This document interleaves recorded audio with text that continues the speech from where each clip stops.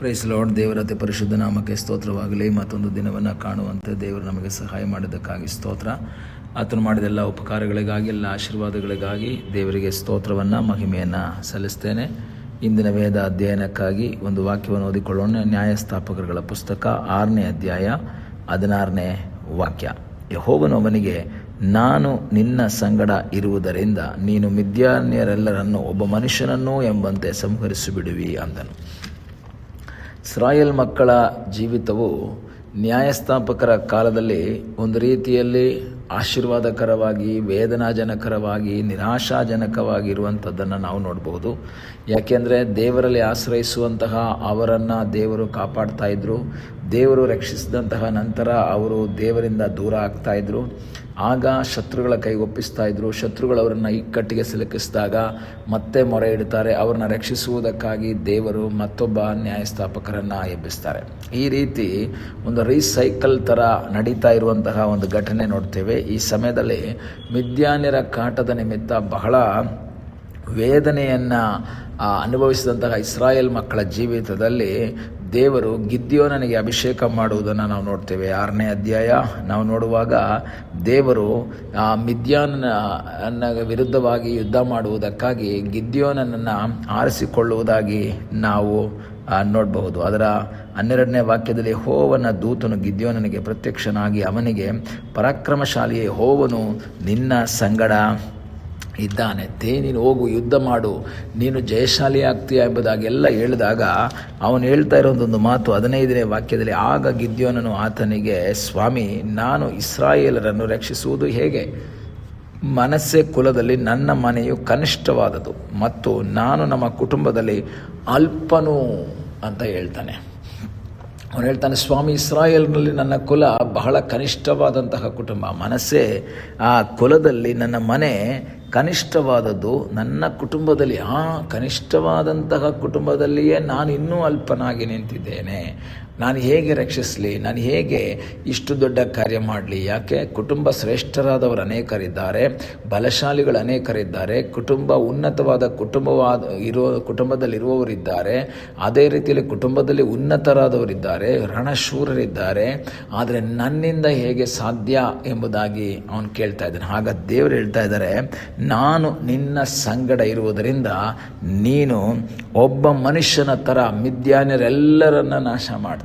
ಪ್ರಿಯ ದೇವರ ಮಕ್ಕಳೇ, ದೇವರ ವಾಕ್ಯದ ಮೂಲಕ ನಾವು ತಿಳ್ಕೊಳ್ಬೇಕಾದದ್ದು, ನಿಮ್ಮ ಬಲದಿಂದ, ನಮ್ಮ ಶಕ್ತಿಯಿಂದ, ನಮ್ಮ ಸಾಮರ್ಥ್ಯದಿಂದ, ನಮ್ಮ ಹಣಬಲ, ಜನಬಲ, ಕುಟುಂಬದ ಬಲದಿಂದ ಯಾವುದನ್ನು ಸಾಧನೆ ಮಾಡೋಕ್ಕಾಗಲ್ಲ.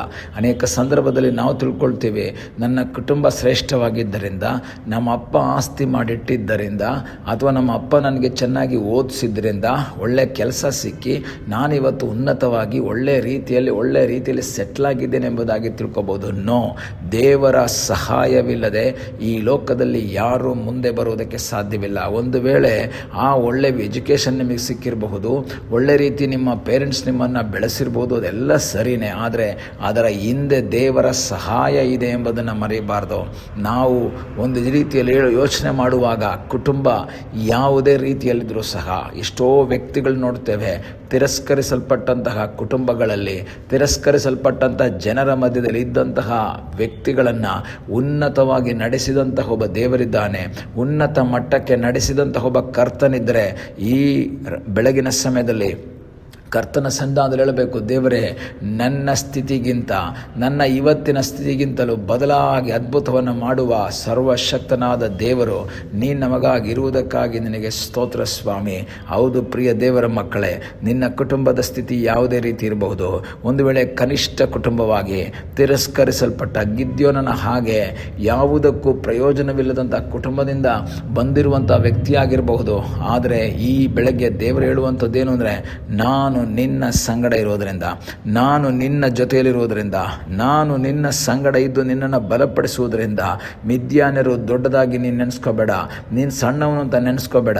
ನಾನು ನಿನ್ನ ಸಂಗಡ ಇರೋದರಿಂದ ಮಿದ್ಯಾನ್ಯರನ್ನು, ಒಬ್ಬ ಮನುಷ್ಯರನ್ನು ಹೊಡೆಯುವ ಹಾಗೆ ಸೋಲಿಸುವಂತಹ ಬಲವನ್ನು ನಾನು ನಿನಗೆ ಕೊಡ್ತೇನೆ.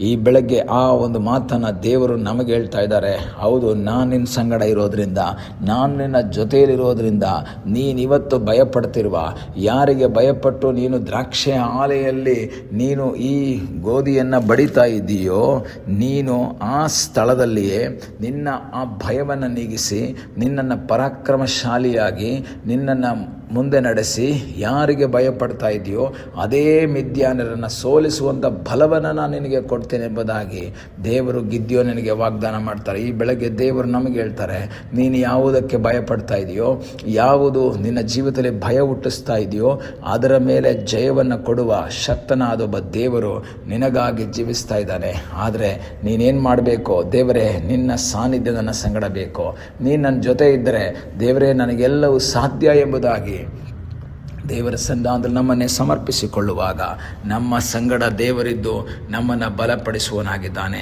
ನಮ್ಮನ್ನು ಧೈರ್ಯಪಡಿಸುವನಾಗಿದ್ದಾನೆ, ನಮಗೆ ಸಹಾಯ ಮಾಡುವುದಕ್ಕೆ ಆತನು ಶಕ್ತನಾಗಿದ್ದಾನೆ. ಕಣ್ಣುಗಳನ್ನ ಮುಚ್ಚೋಣ, ಪ್ರಾರ್ಥಿಸೋಣ. ನಮ್ಮನ್ನು ಬಹಳವಾಗಿ ಪ್ರೀತಿ ಮಾಡುವ ಪರಲೋಕದ ತಂದೆಯಾದ ದೇವರೇ, ಈ ಸಮಯಕ್ಕಾಗಿ ಸ್ತೋತ್ರ. ಹೌದಪ್ಪ, ಎಷ್ಟೋ ಸಂದರ್ಭದಲ್ಲಿ ತಿರಸ್ಕರಿಸಲ್ಪಟ್ಟ, ತಳ್ಳಲ್ಪಟ್ಟಂತಹ ಕುಟುಂಬದಲ್ಲಿದ್ದಂತಹ ನಮ್ಮನ್ನು ದೇವರೇ ಈ ಒಂದು ಮಟ್ಟಕ್ಕೆ ನೀನು ನಡೆಸಿದ್ದೆ, ಅದಕ್ಕಾಗಿ ಸ್ತೋತ್ರ. ನಮ್ಮ ಬಲದಿಂದ, ನಮ್ಮ ಸಾಮರ್ಥ್ಯದಿಂದ, ನಮ್ಮ ಶಕ್ತಿಯಿಂದ ನಾವು ಬಂದಿಲ್ಲಪ್ಪ. ನಿನ್ನ ದಯೆ, ನಿನ್ನ ಕೃಪೆ, ನಿನ್ನ ಸಾನ್ನಿಧ್ಯ, ಆಶೀರ್ವಾದ ನಮ್ಮ ಮೇಲಿದ್ದುದಕ್ಕಾಗಿ ಸ್ತೋತ್ರ. ಗಿದ್ಯೋನ ಸಂಗಡ ಇದ್ದವನನ್ನು ಬಲಪಡಿಸಿದ ಹಾಗೆ ನಮ್ಮ ಸಂಗಡ ಇದ್ದು ನಮ್ಮನ್ನು ಬಲಪಡಿಸು. ಪ್ರಾರ್ಥನೆಯನ್ನು ಕೇಳಿದ್ದಕ್ಕಾಗಿ ನಿನಗೆ ಸ್ತೋತ್ರ. ಯೇಸುವಿನ ಮುದ್ದಾದ ಹೆಸರಿನಲ್ಲಿ ಬೇಡಿಕೊಳ್ಳುತ್ತೇವೆ ನಮ್ಮ ಪ್ರೀತಿಯ ತಂದೆಯೇ. ಆಮೇನ್. God bless you.